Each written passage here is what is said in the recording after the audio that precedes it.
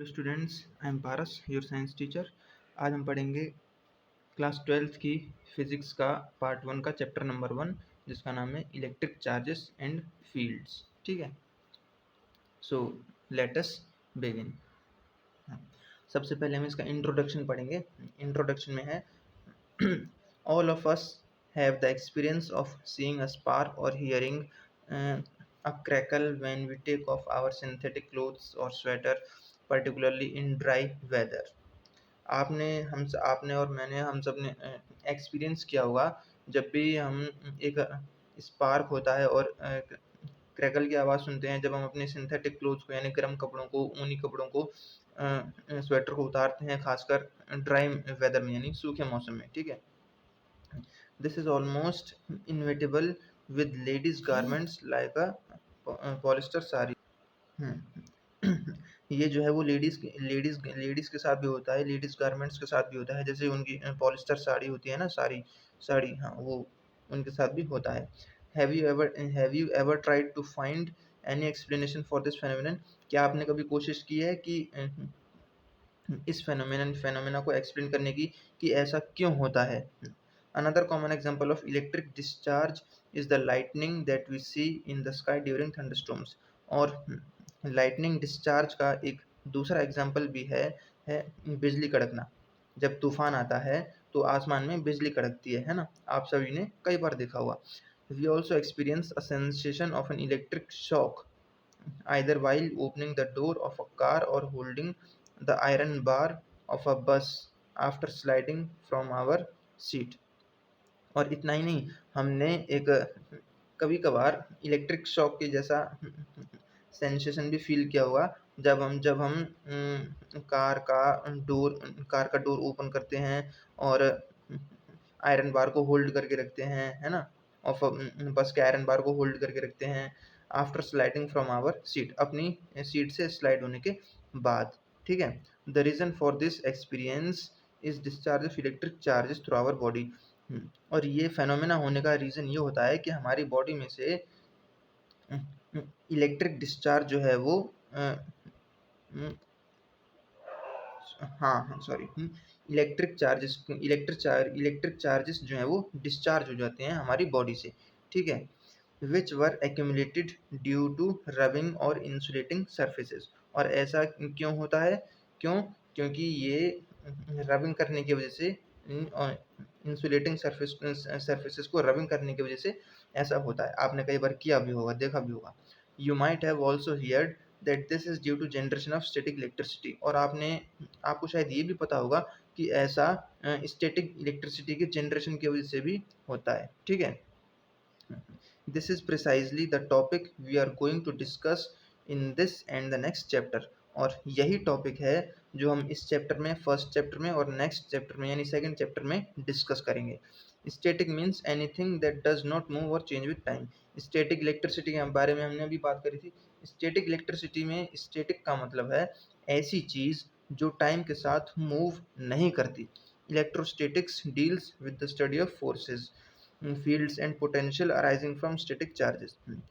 Science की ही एक branch है फिजिक्स की जिसका नाम है इलेक्ट्रोस्टैटिक्स। इलेक्ट्रोस्टैटिक्स में हम फोर्सेस, फील्ड्स, पोटेंशियल्स, है ना, जो कि स्टैटिक चार्जेस से अराइज होते हैं, इन सब चीज़ों के बारे में, ऐसी चीज़ों के बारे में हम सब इलेक्ट्रोस्टैटिक्स में पढ़ते हैं। ठीक है, now next topic is 1.2 which is our electric charge.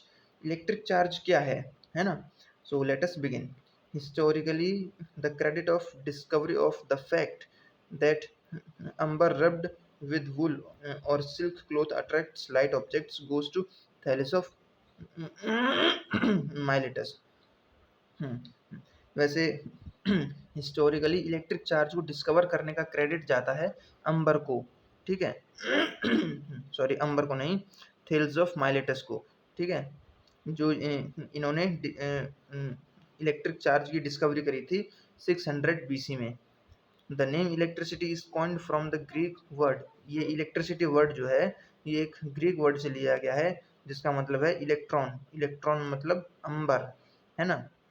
Many such pairs of materials were known which on rubbing could attract light objects like straw, pit balls, sorry pith balls and bits of papers.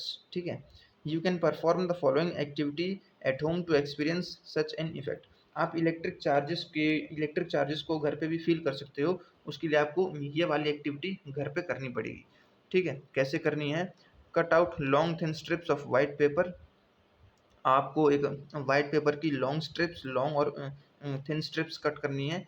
ठीक है, and lightly iron them, और उन्हें हल्का हल्का iron करना है। ठीक है, इस्त्री इस्त्री मतलब आयरन करना है। ठीक है, take them near a TV screen और कंप्यूटर मॉनिटर, और उसके बाद उन्हें टीवी स्क्रीन पर या कंप्यूटर मॉनिटर के पास लेके जाना है। You will see that the strips get attracted to the screen, और आप फील करोगे कि पेपर जो वो स्ट्रिप्स जो हैं वो स्क्रीन की तरफ अट्रैक्ट होंगे। In fact they remain stuck to the screen for a while, मतलब वो कुछ देर के लिए स्क्रीन तक स्टक रहेंगे। ठीक है, it was observed that if two glass rods rubbed with wool or silk cloth are brought close to each other. ये ऑब्जर्व किया गया था कि अगर दो ग्लास रॉड्स वुल या सिल्क क्लोथ के साथ रब किए जाएंगे और एक दूसरे के नज़दीक लाए जाएंगे तो वो एक दूसरे को रिपेल करेंगे। ठीक है, फिगर 1.1 ए 1.1 ए, हाँ ये रही ग्लास रॉड। ठीक है, the two strands of wool और two pieces of silk cloth, wool के टू स्ट्रैंड्स और सिल्क क्लोथ के दो pieces with which the rods are rubbed, जिनके साथ रॉड को रब किया गया है, ये भी एक दूसरे को रिपेल करेंगे। हाउएवर इसीलिए the glass rod and wool attracted each other, इसीलिए ग्लास रॉड और वुल दोनों एक दूसरे को अट्रैक्ट करते हैं। ठीक इसी तरह दो प्लास्टिक रॉड्स है ना, two plastic rods rubbed with cat's fur repelled each other, जब बिल्ली की पूंछ के साथ दो प्लास्टिक की रॉड्स को रब किया जाएगा तो वो दोनों एक दूसरे को रिपेल करेंगी। रिपेल मतलब एक दूसरे को दूर भेजना, धक्का देना। ठीक है, बट अट्रैक्टेड द फर, लेकिन वो बिल्ली की फर को अट्रैक्ट करेंगे। On the other hand the plastic rod attracts the glass rod, और वहीं दूसरे हैंड और इसी के साथ जो प्लास्टिक रॉड जो है वो ग्लास रॉड को अट्रैक्ट करेगी। ठीक है, एंड रिपेल द सिल्क और wool with which the glass rod is rubbed, और सिल्क और वुल को रिपेल करेगी जिसके साथ ग्लास रॉड रब की गई है। ठीक है, और ग्लास रॉड जो है वो फर को रिपेल करेगी। If a plastic rod rubbed with fur is made to touch two small pith balls, अगर किसी प्लास्टिक बॉल को फर के साथ रब किया जाए जो कि दो स्मॉल पिथ बॉल्स को टच करने पे होती है ना। Nowadays we can use polystyrene balls. ठीक है, सस्पेंडेड बाय सिल्क और nylon thread, then the balls repel each other. Suspended by, तो वो जो है सिल्क और नायलॉन के साथ, जो नायलॉन और सिल्क जो है उनको सस्पेंडेड कर देंगे, थ्रेड को यानी धागे को, और बॉल्स दोनों एक दूसरे को रिपेल करेंगी। ठीक है, and are also repelled by the rod, और ये रॉड भी उन्हें रिपेल करेगी। A similar effect is found if the pith balls are touched with a glass rod rubbed with silk. ठीक ऐसा ही इफेक्ट ठीक ऐसा ही सेम इफेक्ट होगा अगर पिथ बॉल को ग्लास रॉड के साथ टच किया जाए और उसे सिल्क के साथ रब किया जाए। ठीक है, a dramatic observation is that a pith ball touched with glass rod attracts another pith ball touched with plastic rod. Okay, so I think दोस्तों आज के लिए इतना ही काफ़ी है ना। यहाँ से अब हम कल की क्लास में कंटिन्यू करेंगे। ओके, आई होप मेरा तरीका आप सभी को समझ में आया होगा। अगर समझ में आया है तो प्लीज़ इस वीडियो को लाइक शेयर और सब्सक्राइब ज़रूर करें। मिलते हैं नेक्स्ट क्लास में, तब तक के लिए स्टे होम स्टे सेफ।